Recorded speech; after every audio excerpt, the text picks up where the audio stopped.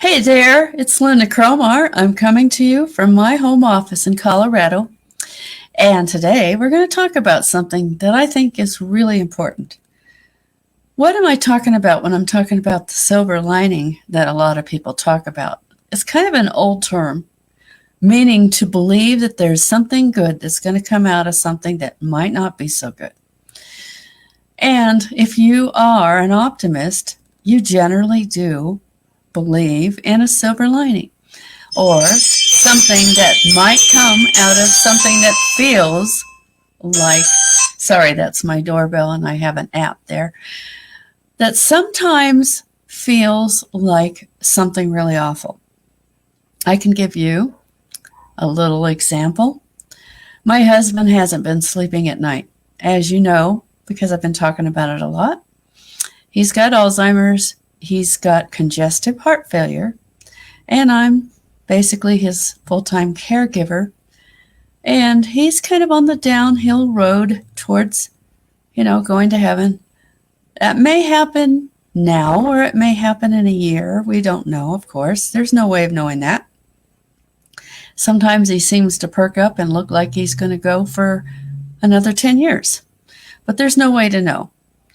Now, I could be complaining about how hard it is, because it is hard, actually. And one of the things we went through recently, and you can see that I don't have the big circles under my eyes, because I've actually been getting some good sleep lately. But for a long time, he was very restless and couldn't sleep.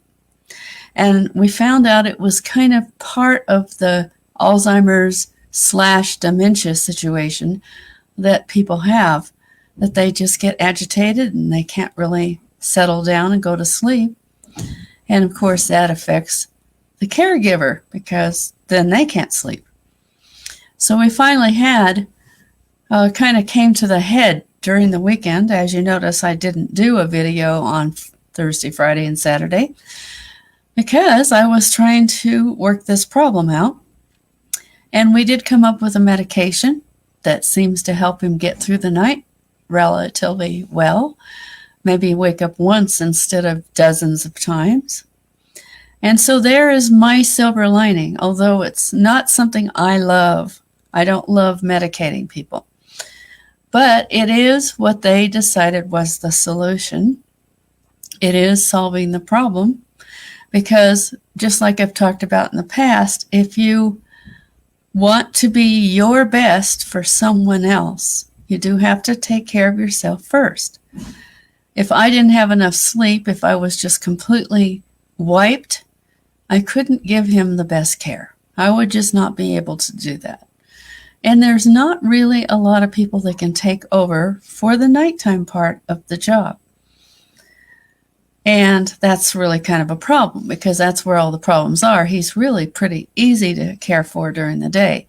It's just a matter of making sure he gets to the bathroom, helping him get changed if he gets wet, making sure he eats, getting plenty of liquids, and all of that. So very definitely easier, and making sure he doesn't fall.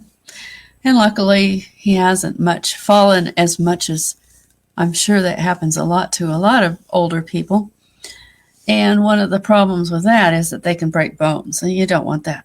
So you try very hard to keep them from having accidents like that.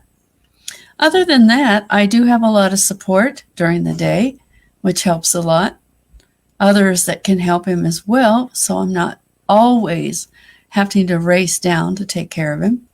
But during this last whole weekend until now, things were really rough. But the silver lining is we solved the problem. In other words, you look for something good to come out of something that isn't so good or might even be bad.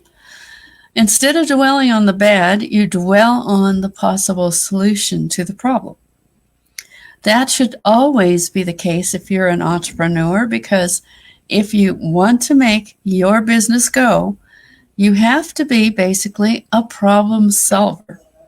You're doing it both for yourself and for the others in your business, whether they're other customers, employees, or team members. Doesn't matter what it is.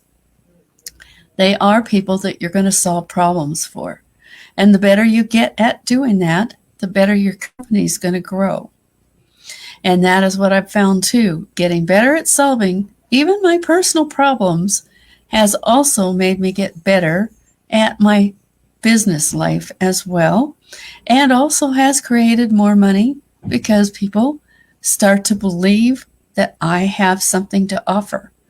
When I have the right attitude, when I'm looking at things that way, my business does well. When I'm looking at it like there's just lots of problems that seem unsolvable, then the business can't possibly grow under that environment. So you have to look at it that way. What kind of an environment do you have in your business? Is it one in which you look at everything as a possible something you can solve a problem for, or just looking for solutions for? Or is it that you just have problems that seem unsurmountable and you're always feeling like you're getting crushed by all of the situations that seem out of control? When you have the attitude that your business is out of control, your problems are out of control, or your personal situation is out of control, you will attract more of that. So you want to look at it in a different way. What can I do to solve this? Or is there a different way to go at this to make it better, to solve the problem, to help the person, to help myself, whatever it is? Is there a better way to do this? Is there a different way than what usually is the norm that might actually be kind of a creative way to solve the problem? You can do that if you really start thinking of it that way. So in other words, the silver lining is that mindset that you believe the sun is going to come shining through. You're going to solve the problem. You're going to actually accomplish what you want. And you're going to get to the end goal of wanting more in your business and life. That's what I have to share with you today. Where is your silver lining? Are you looking for it? Are you preparing to make it happen? That is important. If you found this of value, please like, comment, and share. If you'd like to learn some fun and easy ways to make money, let's have a private talk. That's what I have to share with you today. Bye for now.